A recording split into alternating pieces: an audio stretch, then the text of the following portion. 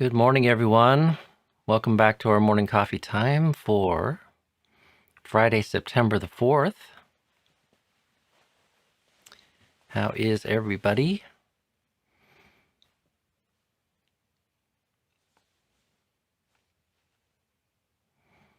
And how's everything looking and sounding? Let's see. We have 34 people and 2 thumbs up.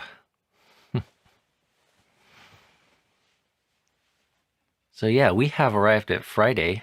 My first week back with this kind of weekday live streaming schedule that we're starting here in September. We'll see how it goes.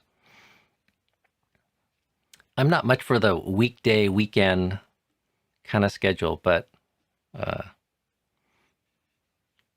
I'm trying to live every day as it comes, one day at a time.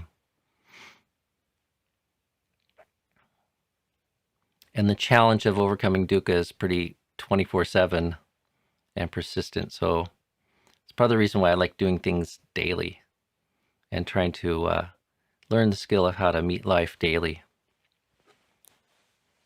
But I do have to divide my time a little bit. So today be today's Friday's live stream, and tomorrow we still will have morning and chanting and meditation. So Saturday and Sunday morning we'll still continue doing that. And I saw a few more people participating in that this morning. We had a dozen friends on there, at least when I checked on it. So that offering is there. Help motivate people to sit in the morning and to give people a chance to practice chanting. So that will be daily. And for now, we'll see how doing these morning coffee times Monday through Friday go. And if I can resume to doing it daily at some point, I might do that, but I got to keep cranking on some other work. So,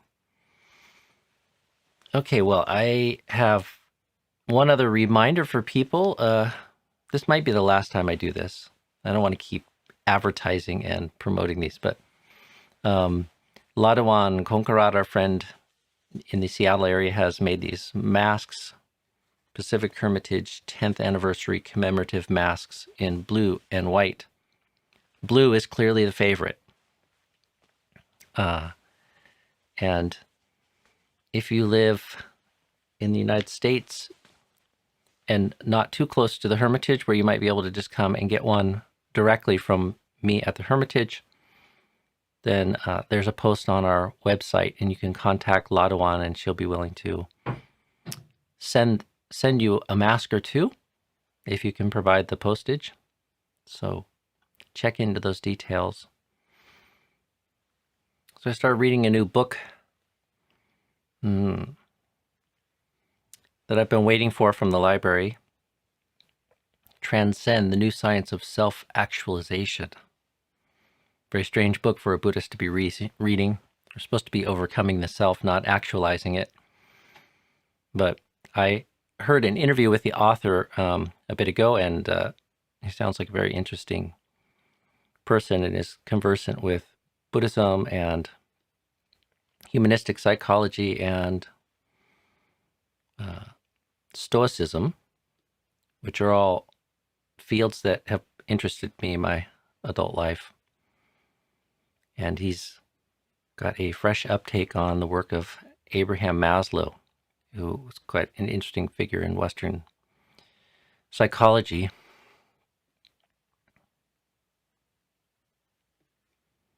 So that's what I'm reading these days. That and a few other things.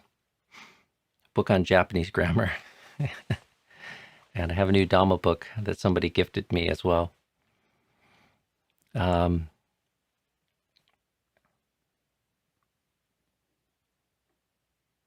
There's a phrase I came across early in the book, though, talking about his belief that everyone had the potential to self-actualize, though many people don't. And part of it is because of the habits, or they're overtaken by this kind of focus on discontent, if I remember the passage correctly, which maps quite nicely with my sense of the Buddhist teaching. And I think it's something that comes through strongly in the Pali Canon. There's a tremendous potential that we have to overcome suffering. And I believe that everyone has the potential to completely transcend the tendency to live beset by dukkha, as the Buddha defines it. Not necessarily an easy task and not something that most people will do in this very life, but that potential is there. And most people won't realize it because the way that we are oriented and caught in the world. In Buddhist cosmology, the human realm sits beneath the lower realms and the higher realms. It is this mixing of that which is a blessing and happy and that which is painful and suffering. Existing in that middle ground does open up the possibility to create tremendous goodness and that transcends the liability of dukkha. But only if one uses this opportunity carefully. And if we take to heart the meaning of what it means to be a Buddha as well, it's highly unlikely that we don't do so without the good friend, the Kalyanamitta, which is the Buddha and those who have walked in his footsteps and realized for themselves that freedom from dukkha.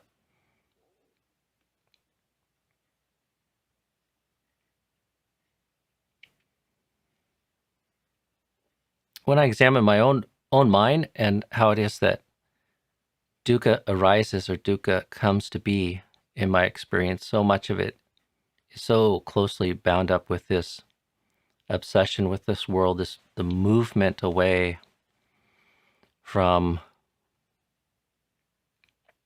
everything that we are trying to get back to through the cultivation of the good, what's called the kusala, and the kind of peace, freedom, equanimity that exists in the wisely informed meditative mind.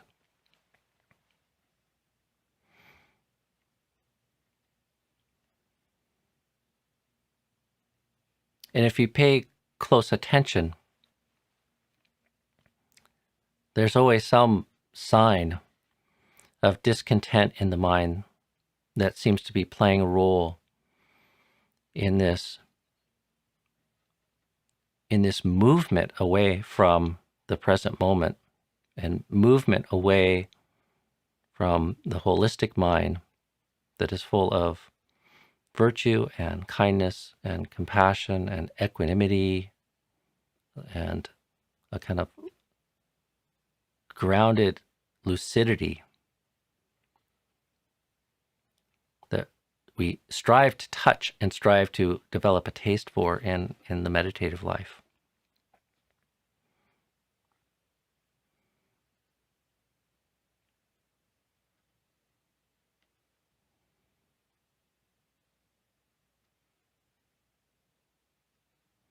And it's this discontent, whether conscious or unconscious, that I believe plays such a critical role in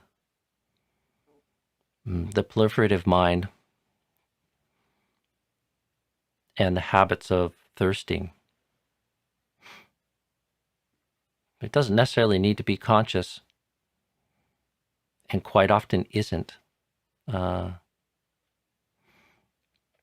But if you examine sort of like where contentment, especially profound feelings of contentment, take us, they quite naturally release us from this obsession with the world of being and becoming, and constantly scheming and hankering for places and states and experiences and identities other than what can be realized in the here and now.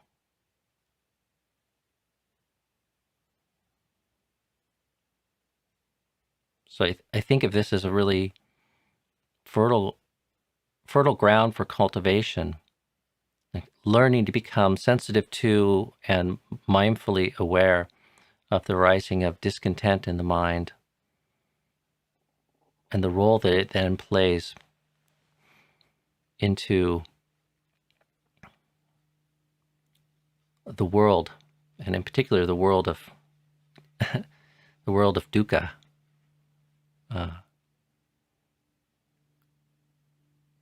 And then coming to our senses and returning to the present moment and a heart brimful of contentment, how that tendency to be always flowing outward and looking for completion and fulfillment outside of the present moment in the world, how that ceases to be, how that movement sort of collapses when the heart experiences peace and contentment.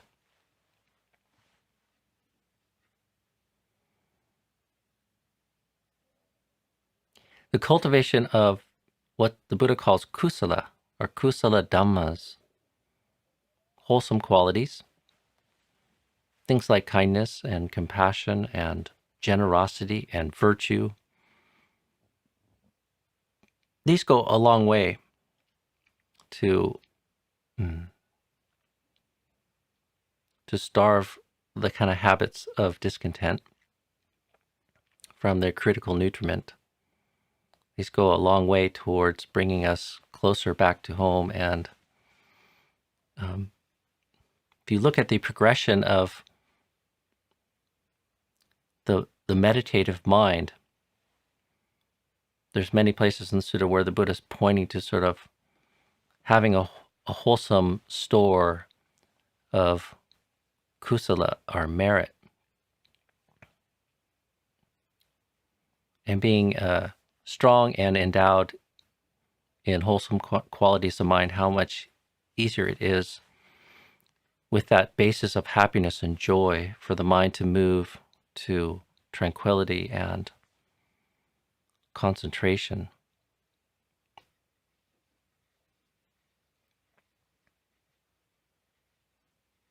So it's this discontent that keeps the mind spinning around and seeking kind of fresh delights here and there in the world. And it's the kusala that then starts to eliminate the engine of dukkha, the engine of discontent.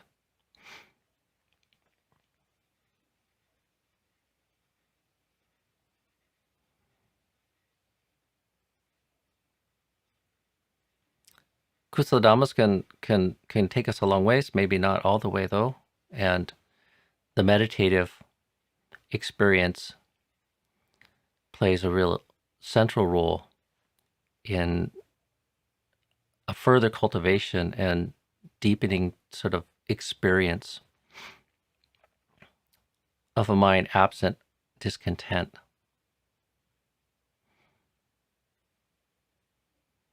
Somewhat because it gives us just something that is so directly anchored in the present moment and the here and now, and many of the objects of meditation are just very neutral, not so bound up with thoughts of the world,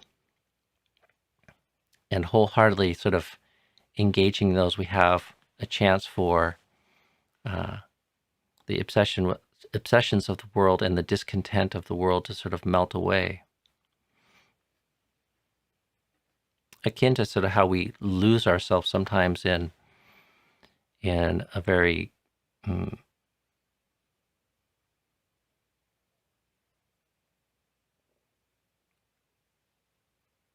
in our hobbies or in some sort of passionate sort of activity. Something wholeheartedly sort of captures us and brings us into the present moment. Has something of that quality. Meditation takes it much, much further.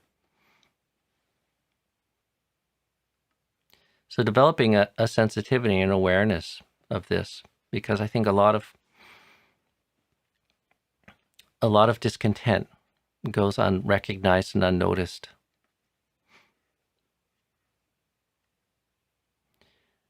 Not just through an examination of the mind as we sit down to engage in our meditation, but also as we move through the day.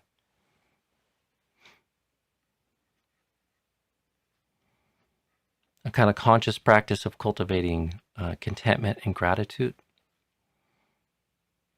and strengthening our emotional aptitude to return to that again and again, and develop the sensitivity to sort of notice the things that undermine that.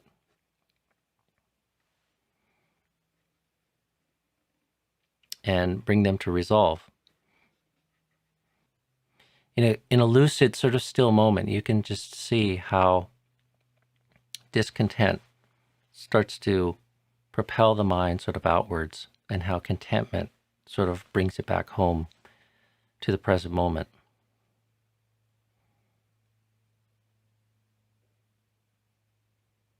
And just like learning to be sensitive to and responsive to those dynamics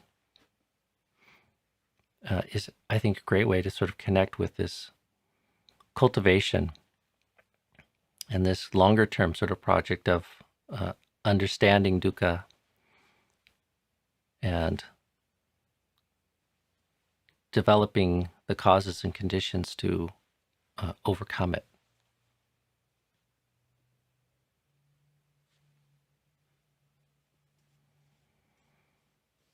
And to not be distracted by it, or distracted by our obsessions of the world, which is difficult to do. Very difficult. Even in the act of cultivating our meditation, so much of the restlessness of the mind is fueled by a kind of unskillful reaction to the experience of dukkha. Even subtle forms of dukkha, mild discontent with the body, with things not going the way we would like, hankering for some peace or state of mind that hasn't yet arisen. It's the discontent with what is in the here and now that fuels a lot of that restlessness that obstructs the practice of developing the mind of samadhi.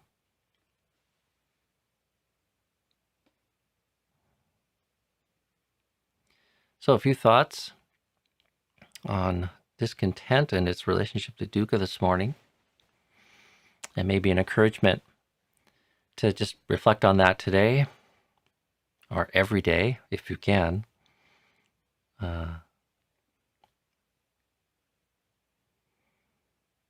And start to become sensitive enough to develop a greater sense of or greater capacity just to be conscious of the arising of discontent so that one can release it, dispel it, bring it to resolve, and in its place develop a contentment with the here and now and the present moment experience, and the skillfulness of grounding oneself in that. Eleanor gets the first question again today. Is Buddhism transcendental? Not sure if it really matters anyways. The definition of transcendental is existence or experience beyond the normal or physical level.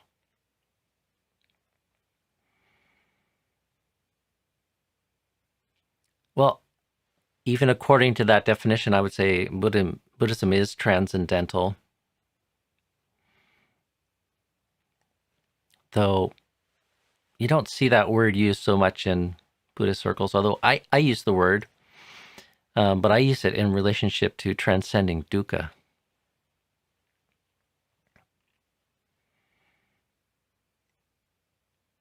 Because in Buddhist cosmology, the reason why existence is, at least the existence that we know, threaded with dukkha,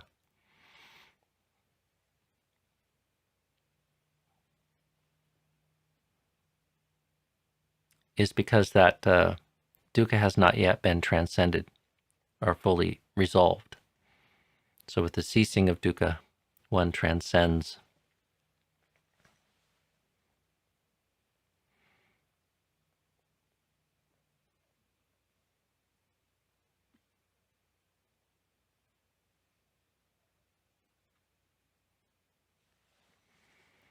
Can the sensation of the whole body be used as an object to lead to jhana?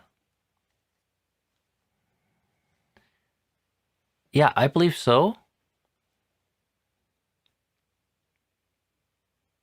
If you look at the suttas, there's many objects of meditation that occur in the various suttas and the various stories embedded in the suttas. Some of them are recognized as formal objects of meditation and some are not.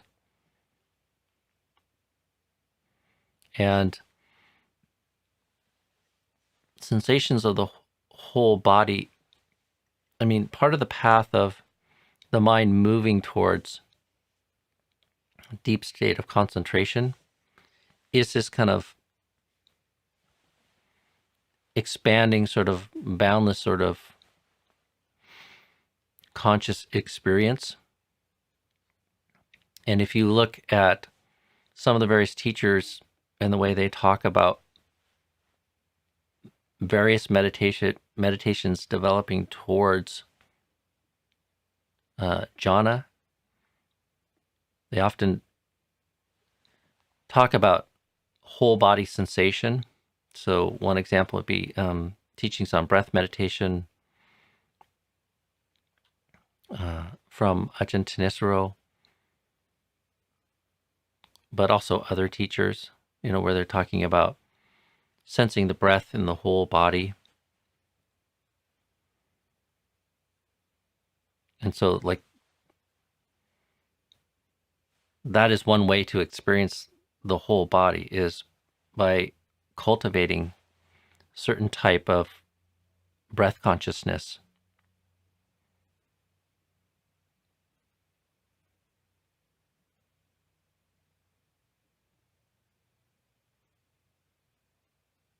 But my sort of answer is a little bit more simple. I think many things can be used as an object leading to jhana. Remember, so much of the cultivation of jhana is like overcoming the 5 hindrances. And when the hindrances are overcome, then there's a possibility for the mind just to move into this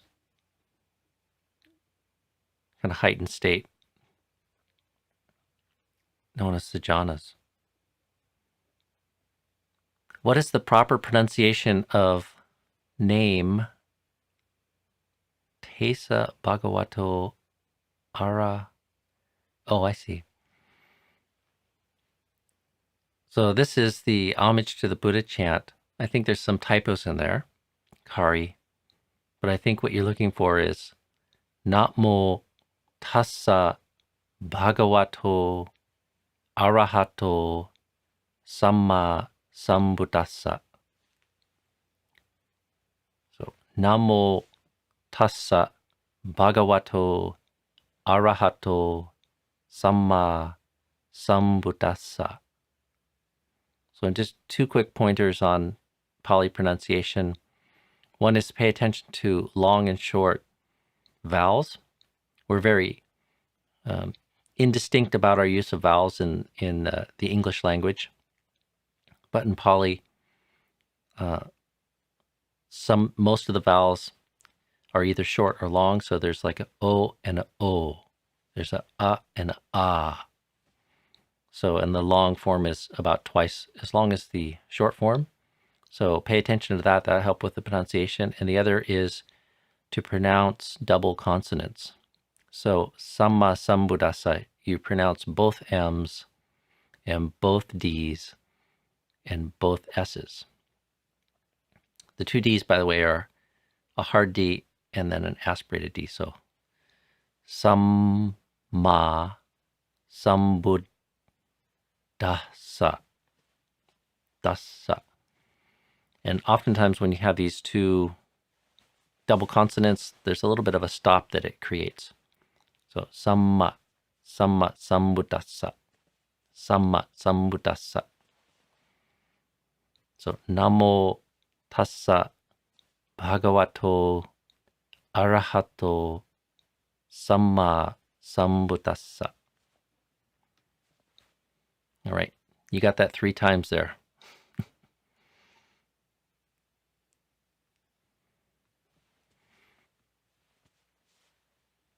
Ajahn, in the suttas, the Buddha talks about the application of the will.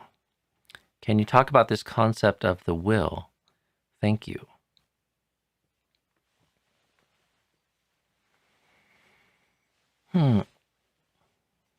It'd be good to have a reference for that, because different translators have slightly different terminology for some of the Pali terms that they're translating. And I'm not exactly sure what word that's translating there, application of the will.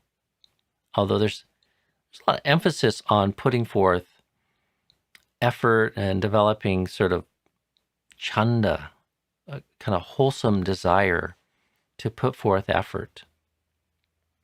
So I think maybe the best way to sort of unpack sort of what the Buddha might be talking about, application of the will, would be to sort of look to the model that's there in the 4 right efforts, which is the foundation of mental cultivation, but it applies broadly to the whole cultivation of the Buddha's Eightfold Path and the cultivation of wholesome states of mind and skillful dhammas. So the Buddha does not praise just acquiescing to unwholesome states of mind, be it unwholesome thoughts, speech, or action. If one catches oneself engaging in something, one should apply their will or apply energy to stop, to bring that to resolve, to abandon that.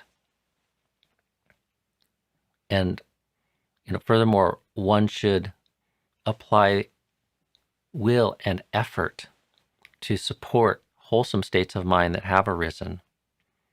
And then one should sow the seeds and do the things that they know will help in the non-arising of unwholesome states in the future and an increase in wholesome states in the future. So, this is what I would kind of point to give a little more definition to the application of will. absent any kind of clear reference in your question there. So,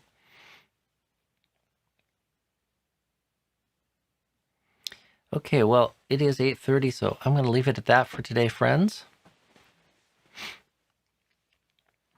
I see some other kind of questions and a back and forth there about other things. Have a good weekend, and may you be successful in recognizing and dispelling all discontent and replacing it with kusala dhammas and lucid, wholehearted experiences of equanimity and contentment. And moreover, understand how that kind of relates to the habits of suffering. Part of the reason I'm so bullish on our ability to overcome suffering is because it seems so obvious that we're the ones creating it. And if you're the one creating it, you're also the one that can stop and resolve it. Not an easy task, but so doable and so worthwhile. So be well, friends, and I will either see you in our morning chanting and meditation tomorrow and Sunday or next Monday. So bye for now.